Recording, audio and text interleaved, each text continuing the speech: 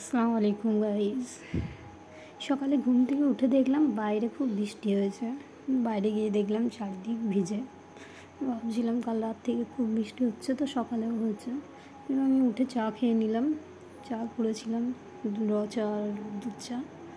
এবার কাল রাতেই আমাদের মেনু সেট হয়েছিল যে আজকে ঠান্ডা ঠান্ডা দিনে বিরিয়ানি হবে। তার জন্য বিরিয়ানির চাল আমি ভিজিয়ে রেখেছিলাম। এখানে নাফিস চাল নিয়েছি। আমরা সচরাচর বিরিয়ানি করতে গেলে নাফিস চালটাই নিই।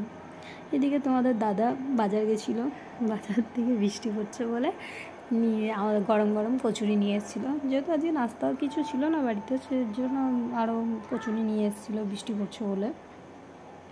গরম গরম কচুরি খেতে খুব ভালোই লাগে, তাও আবার বৃষ্টির দিনে। যাই হোক, বাইরের খাবার তো খুব একটা খাওয়া হয় না, ঘরেই যা করে খাওয়া হয় সব কিছু ঘরেই। খুব কম বাইরের খাবার আমরা খাই। এই যে কচুরি নিয়ে এসছে, দুটো মানুষ খাবো আর এতগুলো কচুরি নিয়ে এসছে। কচুরির তরকারিটা একটু যদি ঝাল ঝাল হয় ভালো লাগে, মিষ্টি তরকারি আমার একদম ভালো লাগে না কচুরির সাথে। নিয়ে নিচ্ছি জলের বোতল, সবগুলো জলের বোতল দেখছি খালি। তাই আমি এখানে একটা জলের বোতল ভরে নিচ্ছি, খেতে তো হবে। নাস্তাটা করে নিয়ে তারপর রান্নার দিকে এগোবো। এই যে নাস্তা নিয়ে বসে পড়লাম, আমি আগে খেয়ে নিচ্ছি।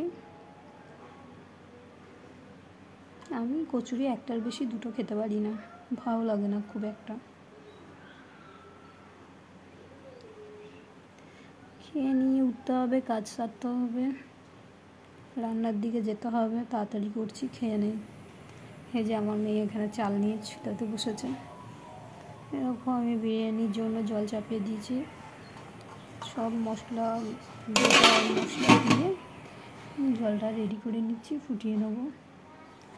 এদিকে আর আমার শ্যুট করা হয়নি রান্নাটা, তখন খুব একটু ব্যস্ত ছিলাম, ফোন ধরে দেওয়ার কেউ ছিল না, তাই একা একাই রান্নাটা করে নিয়েছি, শ্যুটটা আর করা হয়নি।